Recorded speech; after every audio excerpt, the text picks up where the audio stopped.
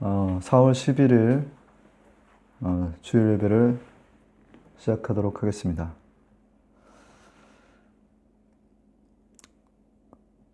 오늘 본문은 야고보서 1장 12절, 야고보서 1장 12절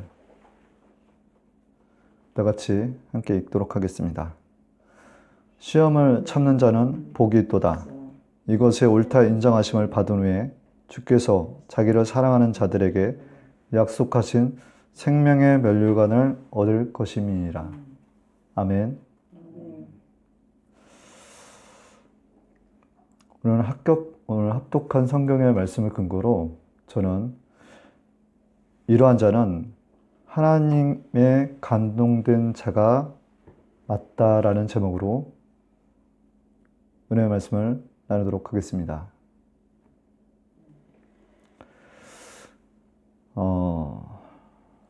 요한복음 4장 24절에는 사마리아 땅의 수가 여인이 야곱의 우물 곁에서 예수님께 묻습니다. 우리 조상들은 그리심산에서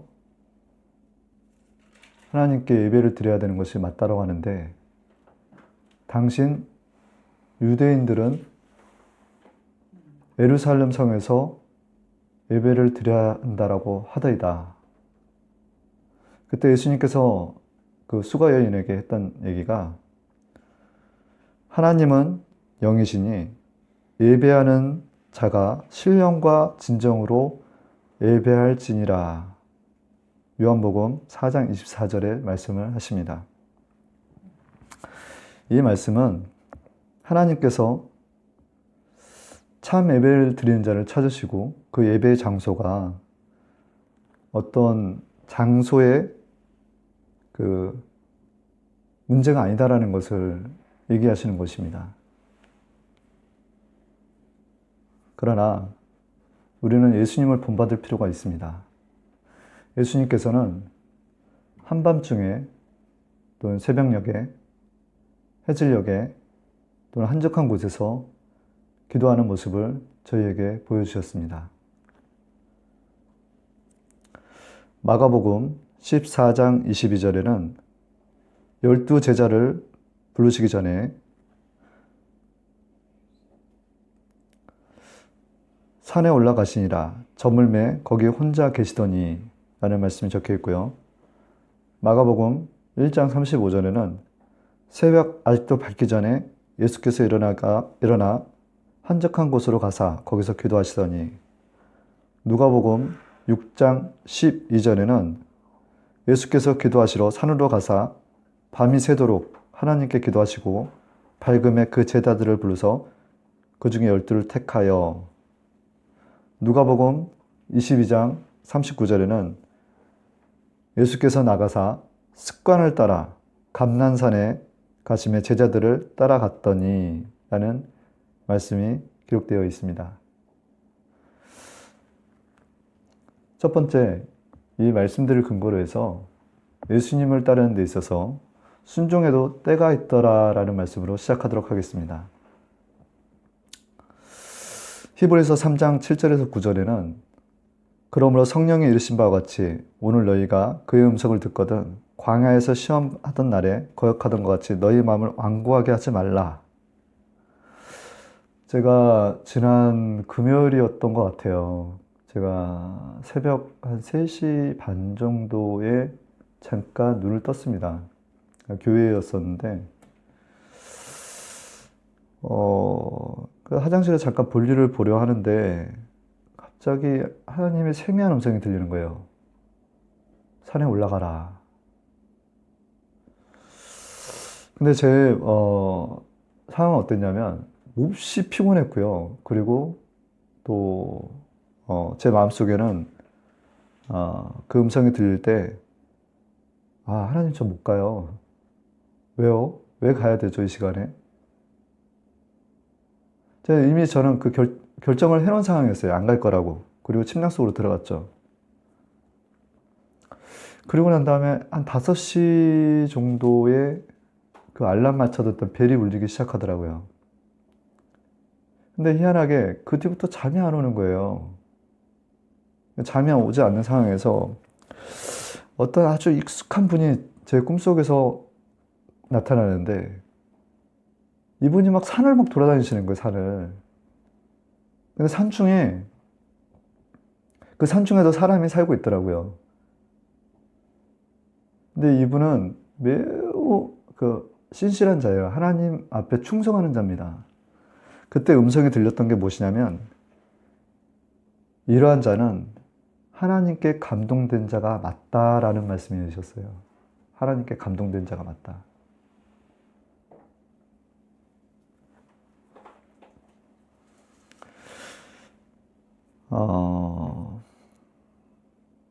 만약에 제가 하나님의 음성이 들렸을 때에 즉시 순종했더라면 저는 하나님의 큰 선물이 예비되고 있었을 거예요.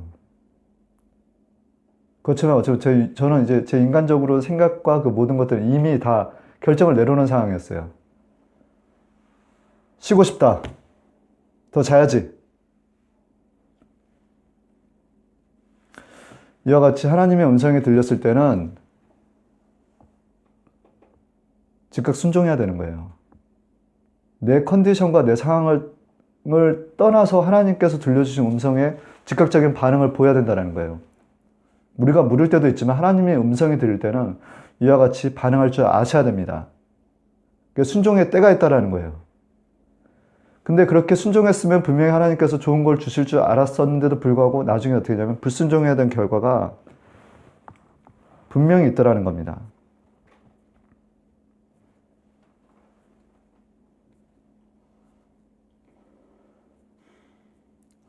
두 번째, 이와 같이 불순종에는 저주가 임한다라는 말씀을 전하도록 하겠습니다. 신명기 28장 15절에는 내가 만일 내 하나님 야훼의 말씀을 순종하지 아니하여 내가 오늘 내게 명령하는 그의 모든 명령과 규례를 지켜 행하지 아니하면 이 모든 저주가 내게 임하며 내게 이를 것이니. 자, 전전날의 일을 제가 지금 말씀을 드리는데 새벽녘에 하나님의 음성을 들렸는데 순종하지 않았다라는 거예요. 하나님의 음성을 들었는데 반응하지 않았다라는 거. 근데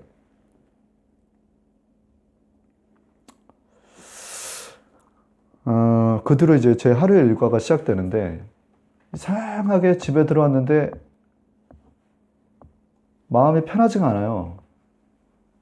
그러면서 아내의 어떤 말과 행동에 굉장히 제가 예민하게 반응하면서 또 아내의 성향과 여러 가지 어떤 저와 그 가정을 이루면서 지내왔던 지난 날들의 어떤 삶이 보이면서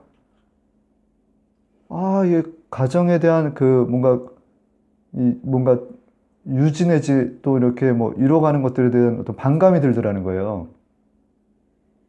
그러니까 물론 소리도 냈어요, 아내한테. 그리고 잠이 들었죠. 잠이 든 이후에는 한참을 또 이렇게 그날 왜 이렇게 피곤했는지 하여튼 낮잠을 좀 잤었는데 사역 자체도 싫어지는 거예요. 교회 일을 하고 싶지가 않은 거예요. 교회 개척 시작한 지 얼마나 됐다고. 내가 무슨 하나님의 일을 해. 주님, 맡길 만한 자에게 맡기시옵소서라는 그 고백이 제 생각과 제 마음 가운데 자리하고 있다는 거예요. 참 웃기죠. 전날에 있었던 일들이고, 전전날에 있었던 일이고, 어제 이제 있었던 일들인데, 그러면서, 그렇구나. 순종해도 때가 있구나. 내가 되돌릴 수가 없는 거예요. 그 새벽녘에 일어났다면 참 좋았을 텐데, 새벽녘에 일어나지 못하고, 그것도 산에 가라는 것을 제가 순종하지 않고, 산에 못 가요. 산에 왜 가요? 가지 말라는데. 근데 그 다음에 일어나는 일들이 매우 제 삶이 영적으로 막 탁해지면서, 막 힘들어지는 거예요. 그냥 괴로워지는 거예요. 피곤해지고.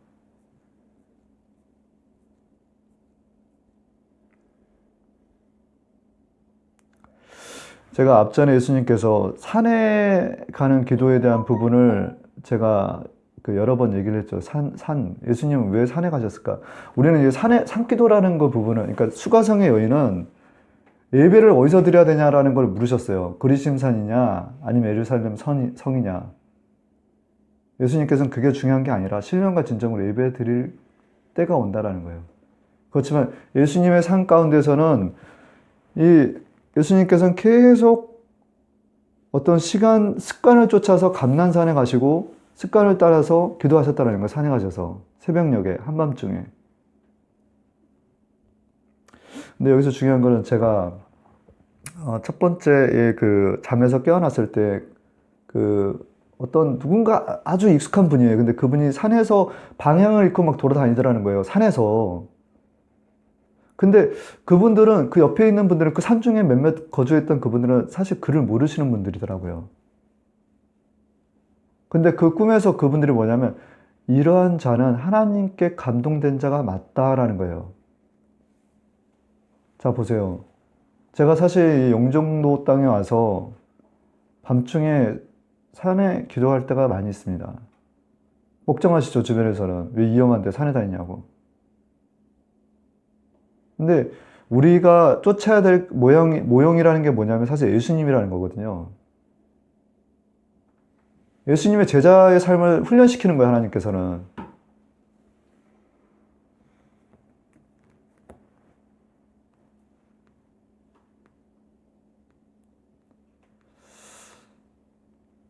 세 번째, 그래서 예수님의 제자가 되어야 된다는 말씀을 드리고자 하는 겁니다. 누가복음 22장 42절에는 이르시되 아버지여 만일 아버지의 뜻이거든 이 잔을 내게서 옮기시옵소서. 그러나 내 온대로 마시옵고 아버지의 온대로 되기를 원하다이다 하시니라. 예수님께서 감람산에서 이게 사실 이 기도는 겟세마네 언덕에서 했던 기도인데 사실 십자가에 못 박히시기 전에 감람산에 올라가서 들으셨던 예수님의 기도예요. 근데 이때 그 산 중에서 기도했던 그 모습의 그건 어땠느냐? 땀과 눈물이 피와 같이 흘렸다라는 거예요. 쏟아졌다는 거예요. 자기의 죽음, 예수님은 본인이 십자가에 못 박혀 죽으실 걸 아셨죠. 그렇지만 하나님 뜻대로 되게 하옵소서라는 고백을 하는 거예요. 기도를 하는 거예요. 근데 그 기도를 하는 동안에 땀과 눈물이 피처럼 쏟아졌다는 거예요. 그때 하나님의 음성이 뭐냐면 네가 나를 영화롭게 하고 더욱 영화롭게 할 것이다.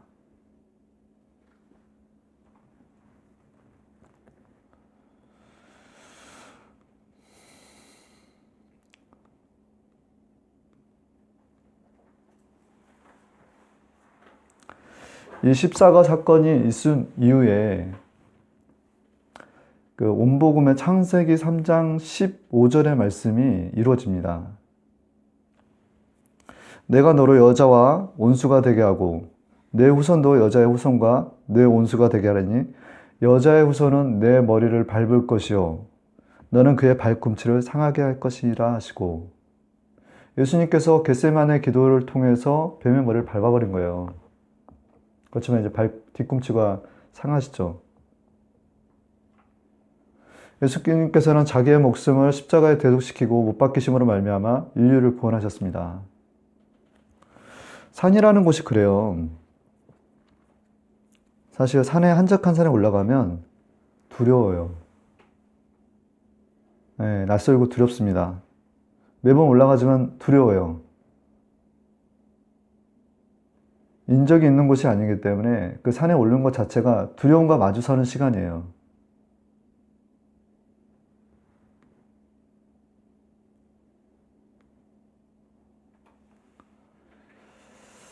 제가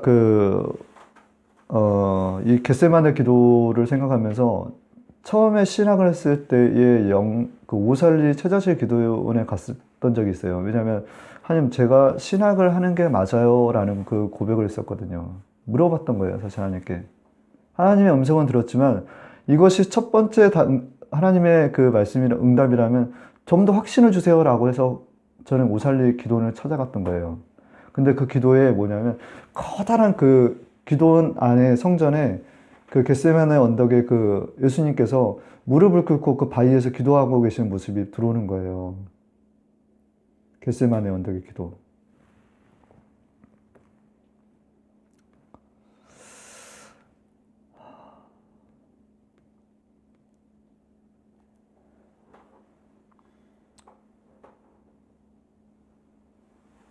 결론입니다.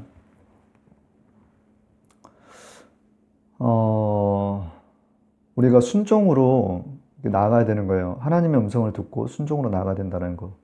그 두려움을 순종으로 나아갈 때 두려움을 이기는 거예요. 그 두려움 가운데 어떻게 보면 목숨을 걸고 가는 거예요, 사실. 우리의 사역이 이래야 되는 거예요. 예배도 마찬가지예요. 예배도 목숨 걸어야 되는 겁니다.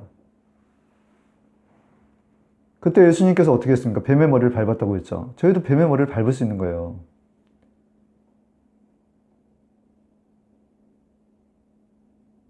온 인류를 구원하셨던 예수님과 같이 우리가 하나님의 모습을 쫓아서 예수님의 모습을 쫓아서 그렇게 때로는 하나님의 음성을 듣고 나아갈 때 이 지역에 역사하는 모든 어둠의 결박과 사단의 역사를 밟아버릴 수가 있는 거예요.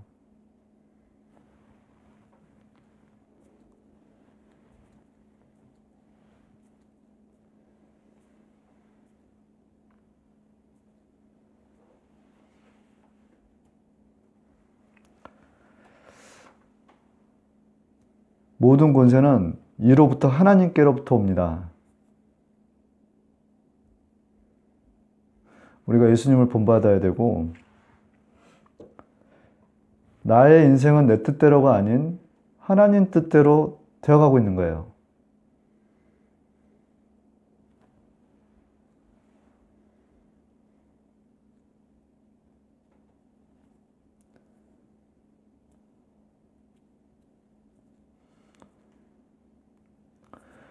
잠시 기도하겠습니다. 좋으신 하나님 아버지, 예수님께서 저희에게 했던 그 기도가 있었죠. 베드로와 야고보가 예수님 곁에 있을 때 너희가 한시도 깨어 있을 수 없더냐라고 돌을 던졌던 장면이 있습니다. 저희들이 이렇게 연약하고 부족합니다. 아버지, 하나님의 음성이 들렸을 때 즉각적으로 순종하는 자들 되게 합시고 그 순종의 때가 있다는 것을 기억하게 합시며 불순종에는 또한 저주가 임한다는 것 또한 알게 하시며 결국은 예수님의 제자의 모습으로 살아가게끔 우리 하는 하나님을 찬양하며 아버지 앞으로 믿음으로 나아갑나이다. 가족 모두 아버지 믿음에 전진하게 합시고 뒤로 물러나지 아니하게 합시며 늘 감사로 주님께 제사 드릴 수 있는 주님의 귀한 아들, 딸들이 되게 하옵소서. 예수 그리스도의 이름으로 하나님께 감사하며 기도합나이다. 아멘.